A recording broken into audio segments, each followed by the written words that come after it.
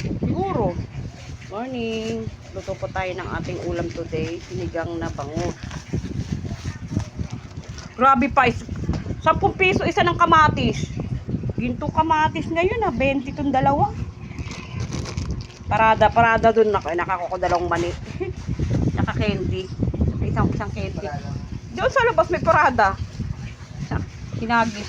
Taga-MBBN lang naghagis ng ng yung iba, abang wala naman eh.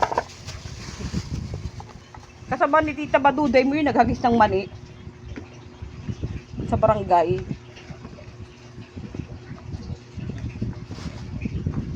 Oh, luto po tayo today ng sinigang na bangus.